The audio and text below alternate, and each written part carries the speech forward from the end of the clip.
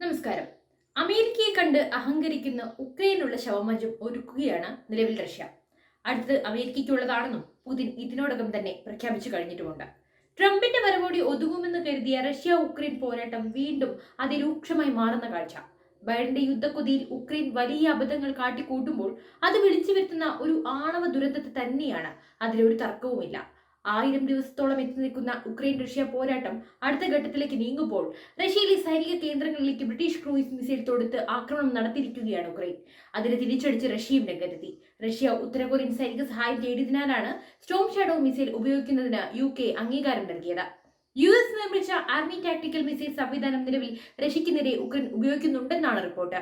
റഷ്യക്കെതിരെ മിസൈലുകളോ വിമാനങ്ങളോ ഡ്രോണുകളോ ഉപയോഗിച്ചുള്ള പ്രകോപനം ഉണ്ടായാൽ പകരമായി ഇനി രണ്ടാമതൊന്ന് ആലോചിക്കാതെ ആണവായുധം അറ്റകൈ പ്രയോഗം നടത്തുമെന്ന് പുതിൻ വ്യക്തമാക്കിയതിന് തൊട്ടു പിന്നാലെയാണ് ഉക്രൈന്റെ ഈ കൈവിട്ട കളി. നാറ്റോ രാജ്യങ്ങളുടെ പിന്തുണയോടെയുള്ള ഈ ഉക്രൈൻ നീക്കത്തിന്റെ പ്രധാന തുറപ്പുചീട്ടായി മാറിയ സ്റ്റോം ഷാഡോയും ആർമി ടാക്ടിക്കൽ മിസൈൽ സിസ്റ്റത്തെയും കുറിച്ചാണ് ഇന്ന് നമ്മൾ അറിയുന്നത്. ദീർഘദൂര മിസൈലുകളാണ് സ്റ്റോം ഷാഡോ. അവയ്ക്ക് എത്തിച്ചേരാൻ കഴിയുന്ന പരമാവധി ദൂരം എന്ന് പറയുന്നത് ഏകദേശം 280 കിലോമീറ്റർ, അതായത് 185 മൈലാണ്. ഇതൊരു വിമാനത്തിൽ നിന്നാണ് വിക്ഷേപിക്കപ്പെടുന്നത്. തുടർന്ന് ശബ്ദത്തിന്റെ വേഗതയോടടുത്ത് പറക്കുന്നു. ലക്ഷ്യത്തിൽ എത്തിച്ചേരുകയും ഉയർന്ന സ്ഫോടക ശേഷിയുമുള്ള വാർഹെഡ് പൊട്ടിത്തെറിക്കുകയും ചെയ്യും. 1994 സ്റ്റോം ഷാഡോ മിസൈലിന്റെ പിറവി. റഡാറുകളുടെ കണ്ണിൽപ്പെടാതെ അനായാസം ലക്ഷ്യസ്ഥാനത്തേക്ക് കുതിക്കാൻ കഴിയുന്ന ദീർഘദൂര ക്രൂസ് മിസൈലുകളായ സ്റ്റോം ഷാഡോ ബ്രിട്ടനും ഫ്രാൻസും സംയുക്തമായാണ് വികസിപ്പിച്ചെടുത്തത്. ആദ്യം മുതൽക്കേ ഉക്രൈൻ സേനയുടെ ഭാഗമായാണ് സ്റ്റോം ഷാഡോ മിസൈലുകൾ. റഷ്യൻ നിർമ്മിത സുഖോയ് Su-24 ബോംബറുകൾ ഉൾപ്പെടെ ഉക്രൈന്റെ കൈവശമുള്ള യുദ്ധവിമാനങ്ങളിൽ ഇത് ഘടിപ്പിച്ചിട്ടുമുണ്ട്. യുക്രൈൻ സോവിയറ്റ് യൂണിയന്റെ ഭാഗമായിരുന്നപ്പോഴുള്ള ചരിത്രകാലത്തെ അടയാളമാണ് ഉക്രൈന്റെ പക്കലുള്ള സുഖോയ് Su-24 യുദ്ധവിമാനങ്ങൾ. ഫ്രഞ്ച് കമ്പനിയായ മാത്രയും ബ്രിട്ടീഷ് എയർഫോഴ്സും ചേർന്നാണ് ആദ്യം ഈ മിസൈൽ നിർമ്മിച്ചിരുന്നത്. ഇപ്പോൾ യൂറോപ്യൻ ബഹുരാഷ്ട്ര കമ്പനിയായ MBDA സിസ്റ്റംസ് ആണ് ഈ സ്റ്റോം ഷാഡോ മിസൈലുകൾ നിർമ്മിക്കുന്നത്. മിസൈലിന് ബ്രിട്ടീഷുകാർ നൽകിയ പേരാണ് സ്റ്റോം ഷാഡോ. ഫ്രാൻസിൽ ഇത് സ്കാൽപ് EG എന്നാണ് അറിയപ്പെടുന്നത്. 2003 ഇറാഖ് അധിനിവേശത്തിലാണ് സ്റ്റോം ഷാഡോ മിസൈൽ ആദ്യമായി ഉപയോഗിച്ചത്.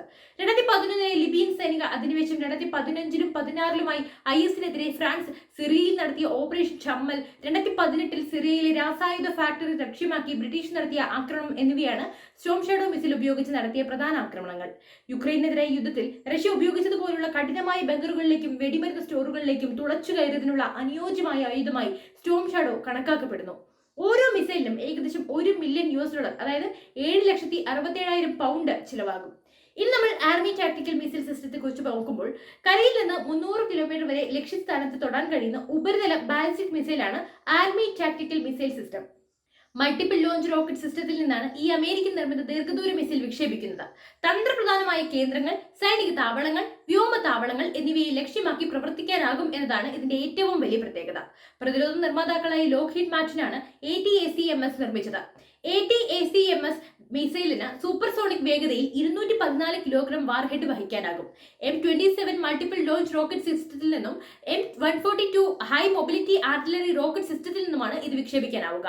ഓരോ ATACMS മിസൈലിനും ഏകദേശം $1.5 ദശലക്ഷം ചെലവാണുള്ളത്.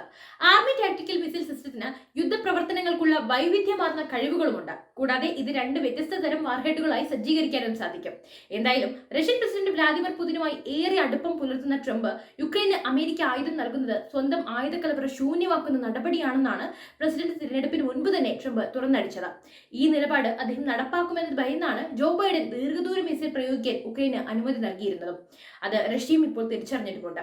അമേരിക്കയ്ക്ക് പിന്നാലെ ബ്രിട്ടന്റെ ദീർഘദൂര മിസൈലും റഷ്യയിൽ പതിച്ചെങ്കിലും അത് ഫലപ്രദമായി തടയാൻ റഷ്യക്ക് സാധിച്ചത് അവരുടെ വ്യോമ പ്രതിരോധ സംവിധാനത്തിന്റെ മികവ് മൂലമാണ്. ഈ നടപടിക്കെതിരെ റഷ്യ ശക്തമായ തിരിച്ചടി നൽകുമെന്ന ഇന്റലിജൻസ് റിപ്പോർട്ടിനെ തുടർന്ന് ഉക്രൈനിലെ അമേരിക്കൻ എംബസി ഉൾപ്പെടെ അടച്ചുപൂട്ടിയ അവസ്ഥയിലുമാണുള്ളത്. എന്തായാലും പുതിയൊരു വാർത്തയും വിഷയവുമായി വീണ്ടും എത്താം. നന്ദി.